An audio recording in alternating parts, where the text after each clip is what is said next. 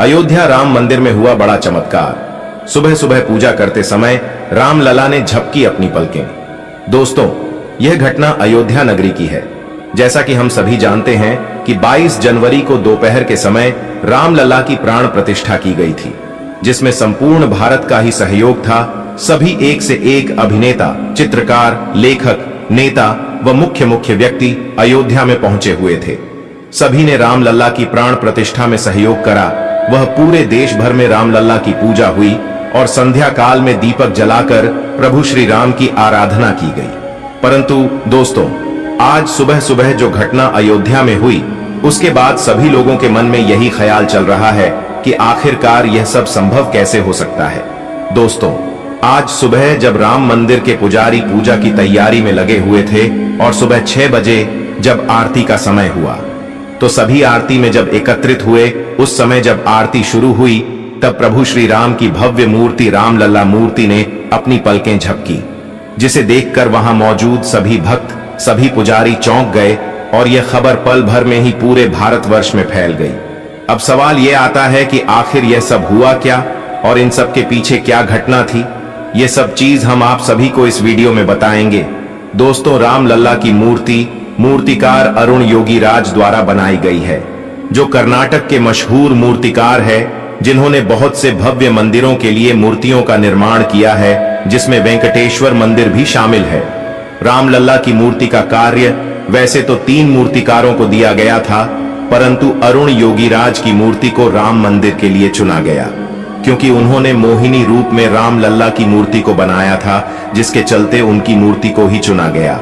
लेकिन अब जो घटना वहां हुई, उसे देखने के बाद यह चर्चा पूरे सोशल मीडिया पर आग की तरह फैल गई है और सभी लोगों के मन में 2 ही चीज चल रही है कि आखिर ऐसा संभव कैसे हो सकता है, या फिर यह सब एक बनाई हुई कहानी तो नहीं है। राम मंदिर का इतिहास करीब 500 वर्ष पूर्व का है, जिसका विवाद 500 वर्षों से इसी प्रकार से चला आ रहा है और अब माननीय प्रधानमंत्री नरेंद्र मोदी जी के द्वारा राम मंदिर का निर्माण हो चुका है और उद्घाटन भी 22 जनवरी को कर दिया गया है। रामलला की मूर्ति की खबर को हम आपको आगे पूरी तरह से समझाते हैं, लेकिन उससे पहले यदि आप भी पक्के सनातनी हिंदू है तो चैनल को सब्सक्राइब करें, वीडियो को लाइक करें और कमेंट में जय श्री राम लिखें। साथ इस वीडियो को सभी सनातनी हिंदी भाइयों को शेयर जरूर करें। दोस्तों, इतिहासकारों के अनुसार कौशल प्रदेश की प्राचीन राजधानी अवध को कालांतर में अयोध्या और बौद्ध काल में साकेत कहा जाने लगा।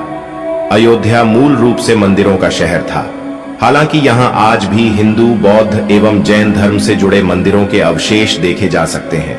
जैन मत के अनुसार यहां आदिनाथ सहित 5 तीर्थंकरों का जन्म हुआ था। बौद्ध मत के अनुसार यहां भगवान बुद्ध ने कुछ माह विहार किया था। अयोध्या को भगवान श्री राम के पूर्वज विवस्वान, सूर्य के पुत्र वैवस्वत मनु ने बसाया था। तभी से इस नगरी पर सूर्यवंशी राजाओं का राज महाभारत काल तक रहा। यहीं पर प्रभु श्री राम का दशरथ के महल में जन्म हुआ था। महर्षि वाल्मीकि ने भी रामायण में जन्मभूमि की शोभा एवं महत्ता की तुलना दूसरे इंद्रलोक से की है। धन धान्य व रत्नों से भरी हुई अयोध्या नगरी की अतुलनीय छटा एवं गगनचुंबी इमारतों के अयोध्या नगरी में होने का वर्णन भी वाल्मीकि रामायण में मिलता है। कहते हैं कि भगवान श्री राम के जल समाधि लेने के पश्चात अयोध्या कुछ काल के लिए उजाड़ सी हो गई थी, लेकिन उनकी जन्मभूमि पर बना महल वैसे का वैसा ही था। भगवान श्री राम के पुत्र कुश ने एक बार पुनः राजधानी अयोध्या का पुनर्निर्माण कराया। इस निर्माण के बाद सूर्यवंश की अगली 44 पीढ़ियों तक इसका अस्तित्व आखिरी राजा महाराजा ब्रहवदल तक अपने चरम पर रहा। कौशल राज ब्रहवदल की मृत्यु महाभारत युद्ध में अभिमन्यु के हाथों हुई थी। महाभारत के युद्ध के बाद अयोध्या उजड़ सी हो गई, मगर श्री राम जन्मभूमि का अस्तित्व फिर भी बना रहा।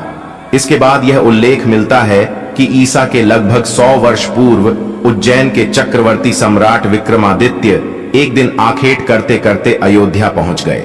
थकान होने के कारण अयोध्या में सरयू नदी के किनारे एक आम के वृक्ष के नीचे वे अपनी सेना सहित आराम करने लगे।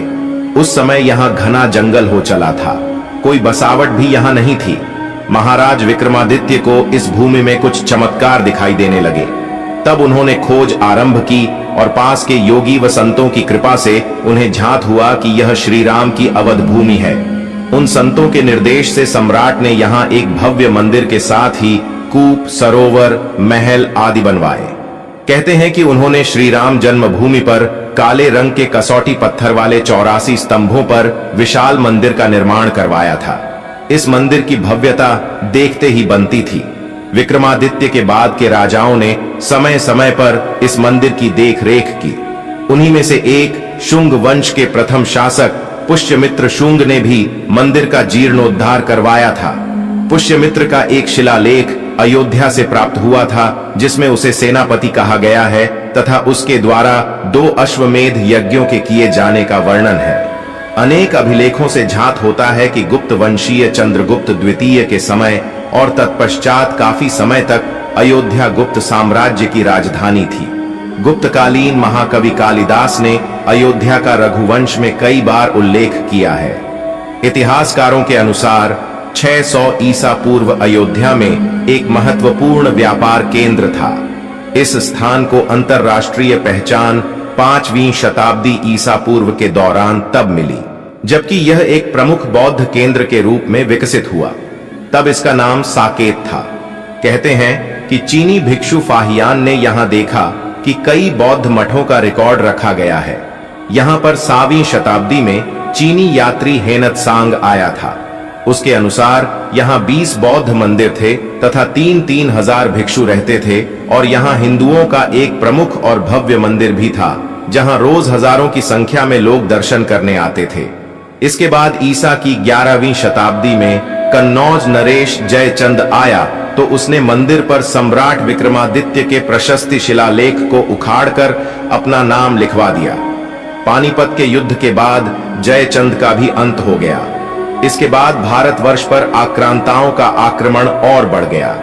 आक्रमणकारियों ने काशी, मथुरा के साथ ही अयोध्या में भी लूटपाट की और पुजारियों की हत्या कर मूर्तियां तोड़ने का क्रम जारी रखा। लेकिन 14वीं सदी तक वे अयोध्या में राम मंदिर को तोड़ने में सफल नहीं हो पाए। विभिन्न आक्रमणों के बाद भी सभी झंझावातों को झेलते हुए श्री राम की जन्मभूमि पर बना भव्य मंदिर 14वीं शताब्दी तक बचा रहा।